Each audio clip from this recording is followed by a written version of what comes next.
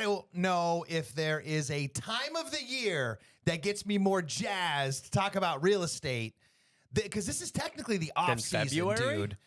Real talk. Yeah. Right? Because I like the plan. Okay. You know, I like putting in the work in advance so that the thing that everybody sees down the line is super successful. But it's like the reason why that public victory went so well was because there was like a series of private victories that happened before that no one saw. That's fair. the shit that juices me up, Yeah. gang. So yeah, it is February. It is the off season, but we got some super important stats to share. You know, there's always a little numbers we throw at you here, but a myth I got to pop. So we're going to get that one probably right out of the top. We're going to introduce a new character in the administration called Big Mo.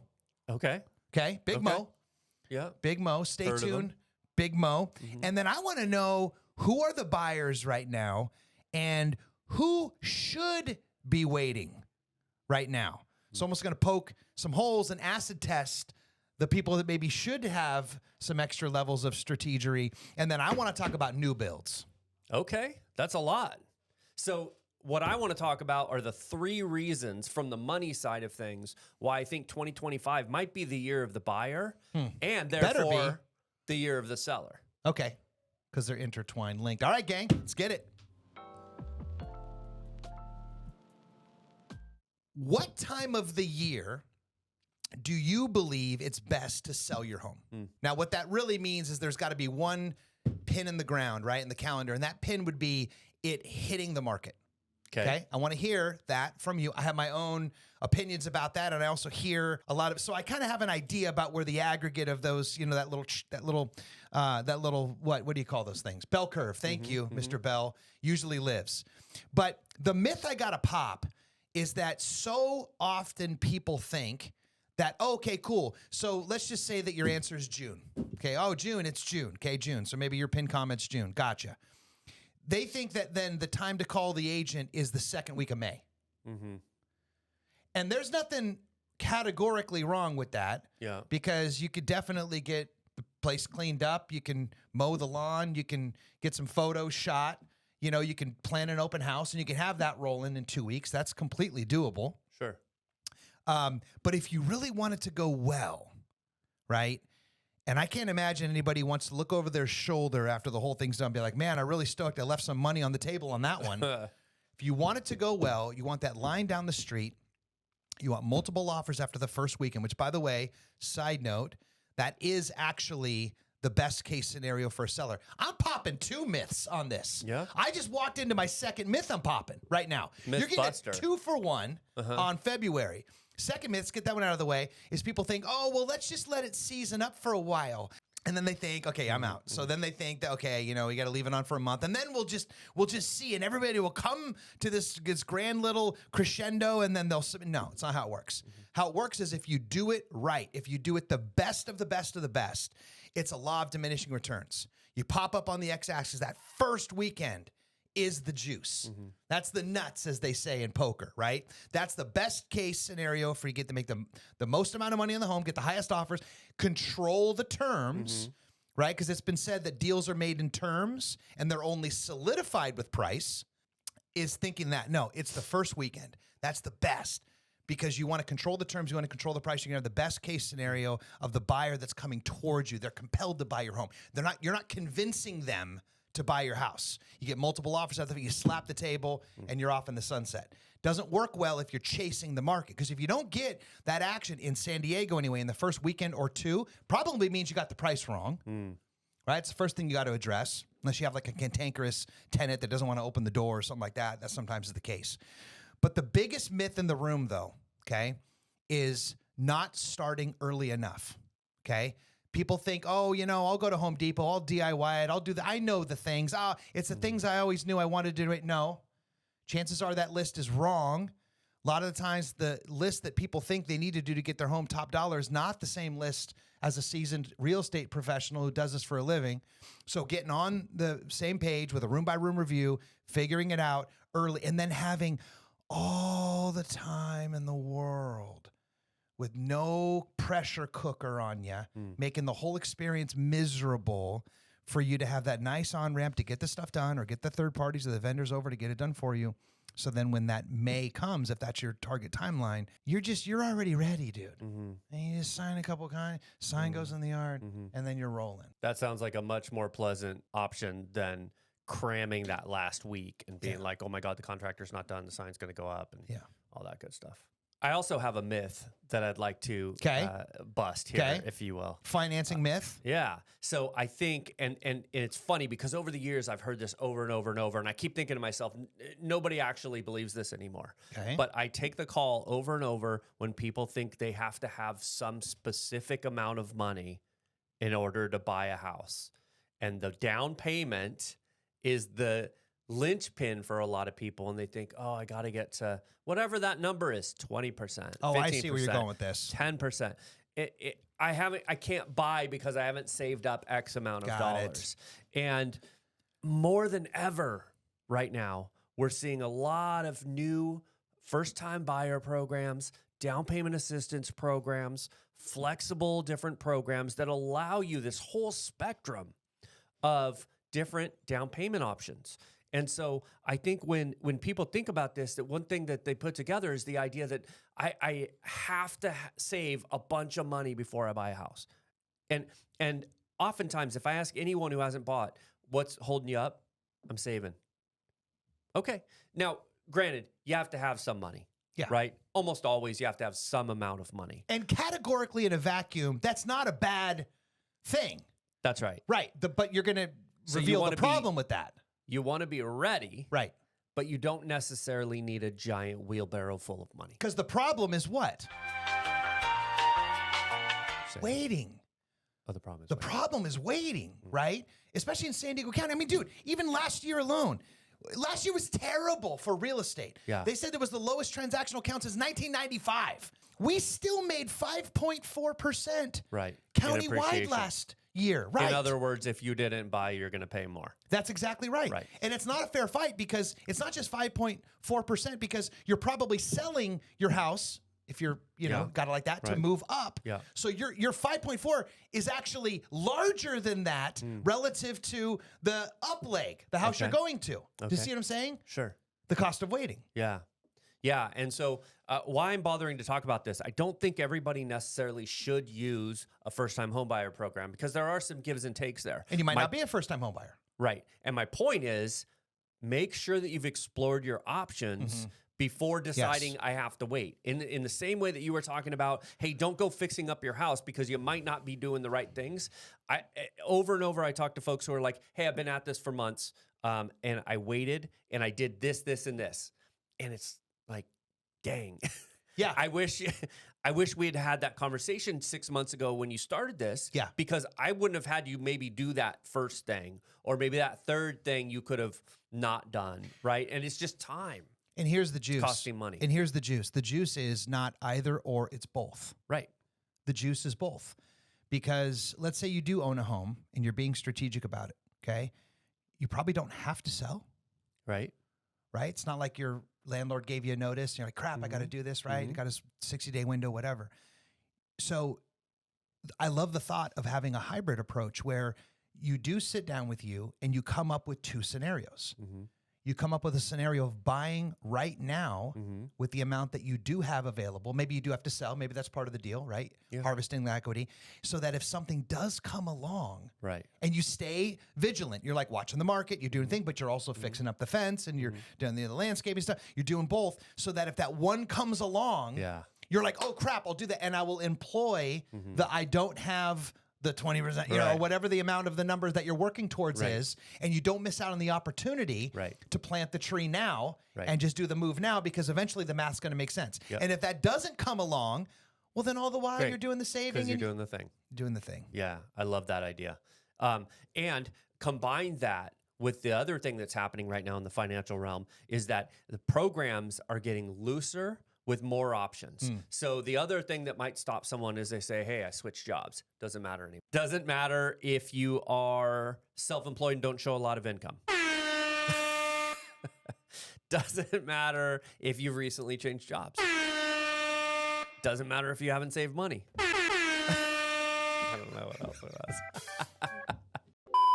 Which brings me, I think, to the exciting thing about where we're at right now last November, right? New administration. We're moving out of what we call it playfully and affectionately as the New Year's hangover, which no one usually does anything the end of the fourth quarter, especially on a year like that of transition. Right. Yeah. And then for the year to kind of fire back up again a little bit, And now it's feeling like the Big Mo is riding shotgun right now. So who's Big Mo? What's Big Mo? Big Mo is the momentum that's coming in. It seems like, and if you're on the news feeds like I am, the new guy's not going to walk into a nameless room and be like, hey, everybody, I want you to lower the rates and you do this and you do that. Gotcha. It's not how it works. But there does seem to be like a policy and a spirit and a momentum shift to get this baby chugging again. And I remember this lesson I learned from the Great Recession. It happened now, 15 years ago-ish? Yeah. Okay. Which was how much of the economy in San Diego is actually tied to housing. Right. And I remember when the you-know-what hit the fan, there was a report, uncorroborated, but I'll never forget this because it stuck. Somebody had hypothesized that about 70% of the local economy is somehow tied to housing. Wow. That's a big number. Remarkable, right? And so whether that's true or not, still the point still remains. It's a big anvil in the whole economy game, right? So if you start getting this policy shift thing and it starts moving in that direction, maybe rates do come down. Awesome. That's kind of the lagging indicator of all this stuff. Then all of that strategic waiting from buyers and sellers on both sides of the fence that has definitely been afoot for the last 2-3 years, definitely in 2024, lowest transaction count we had since 95. We're going to start to see the coffers start to bust apart. Yeah. Right? The old levy is going to the bubble gum ain't going to hold too much more. Right. And when it comes to the strategery of that, is that you're always timing it. If you're trying to time it, you're timing it too late. Yeah. And that's how it works in real estate. If it's a stock, I don't know, maybe you nail it because the red arrow and the green arrow told you when to do it and you're day trader. Yeah. But in real estate, you're going off of math that's probably already 60 or 90 days old from decisions that were made maybe 4 or 5 months ago, right? Right. And so if you're checking the math, they're like, oh, the math's looking good. You're already too late. Yeah. Yeah, the train's already left the station, Like so the to speak. tsunami version of economy. Like the water's going out slowly, and by the time you figure it's out, it's already coming, dude. You're running after it on the beach as it's so you're like, this is phenomenal. Hey, look What's how going cute. on? Yeah. That's so the concept of, 1 year change in closed properties in San Diego County was up 23.1%. Okay. So what's that tell you? Things are starting to move. Yeah. Okay. Inventory's starting to pick up. These are the leading watershed indicators that we got to be vigilant about so that we're not too far downstream of being like, hey, I am one of those cats that's been kind of sitting around waiting to do the move because of all the things and waiting for the rates to come down because of all the things. And so getting in front of that earlier in the year in 25, I think is going to be the business. Yeah. Well, let me ask you this because I don't know that it's really clear. Who cares if inventory goes up dramatically while you're sitting on the fence? Like, what impact might that have for someone who's... Yeah. Well, so purely if you are renting right now or you're out of the ownership game, you're sitting on the sidelines literally, that might actually behoove you. Yeah. Because there's more parity, obviously, supply, demand, blah, blah, blah, Econ 101. So more inventory, more options. It's going to take the control and the joystick away from the sellers ever so slightly and put it back in the buyer's hand. Yeah. Parity. That's a damn good thing for a buyer. Sure. The challenge is that at a high clip, most folks who are going to be the buyers are also already holding on to something. Right. Right? So trying to time both perfectly and thread that needle, the game is probably best played where you say, hey, look, I made a pretty ass penny over the last 5 years, okay? Nothing that the three of us did, us here and then you watching did to deserve that. Made some good chunk of change post-COVID. So harvest that equity now and then put the powder dry, as they would say, which is to say sell the house and maybe find some interim thing that works for you. Yeah. If you're lucky, maybe you can move in with family. I know that sounds like 4-letter words for a lot of folks, but if you've got that bridge scenario, take advantage of that. Some people do like month to month, like MTM, like not short-term rentals, but medium-term rentals. Okay. And they can actually test the neighborhood that they want to move and live in, which is always not a bad idea. We did that. That was awesome. And then you're sitting there and you're kind of waiting. You're like, all right, I got the money. And then boom, you're ready to pounce. So that when you do, you're not selling your home with a contingency to buy, and you're not buying your home with a contingency to sell. So you can win in both. And then some creative financing options, right? So there are different ways to do this. You can have bridge financing where you're selling. No, what is that? What? Yeah, break that down. So bridge financing allows you to finance the property that you're currently in, to get money to have available to buy the next home without having yet technically sold your existing And home. you only have to move once. And you only move once, and so you've got some leverage there. There's also other ways to get some of that equity out. I heard you use that phrase. Pulling some equity out in order to make the move in advance. That's your down payment. So you don't necessarily have to sell to have access to that equity. Do you have to touch your first in order to do that? No, not necessarily. Right. So you can leave the good financing there, which is what most people are concerned with until you're ready to do it. And then, like you said, maybe moving out, making that thing a rental, creating some income, and all kinds of like really cool strategies that we can use to pencil out a better buying option for you on your next leg. So I'm curious right now. I'll even put this to you, my esteemed colleague. Who are the buyers right now?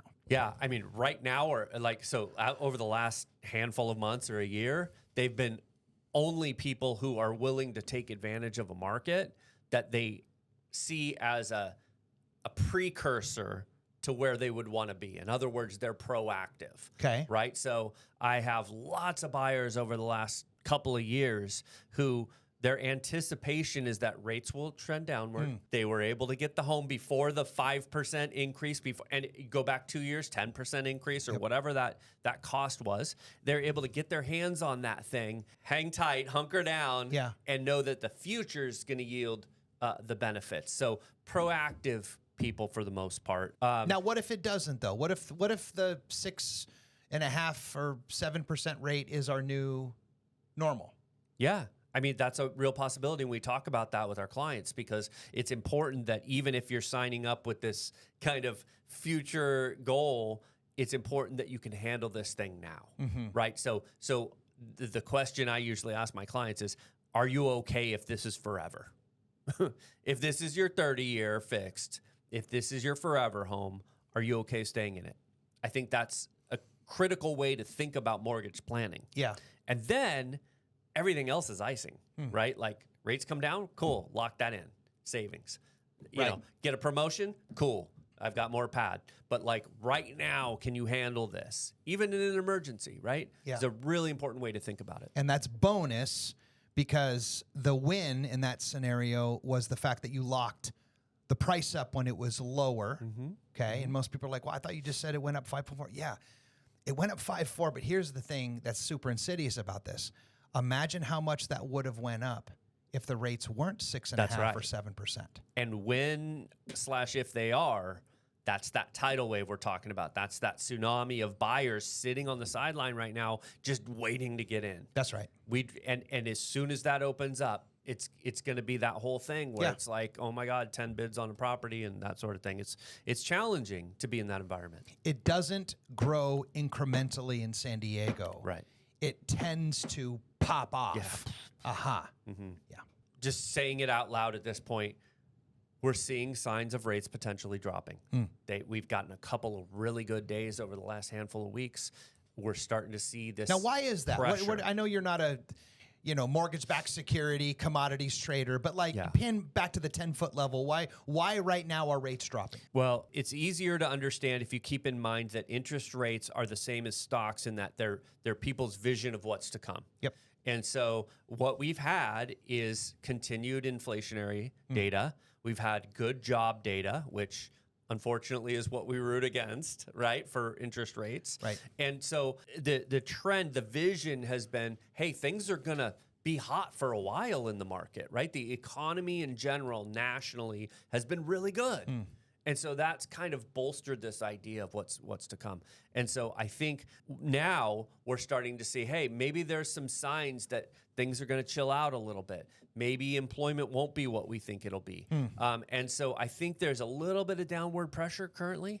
And we're starting to see that reflected in the market, maybe coming off those peaks where people were just straight afraid of what the market would be. And so if that continues, then what we'll see is some continued downward pressure and better Confidence. rates. Love it.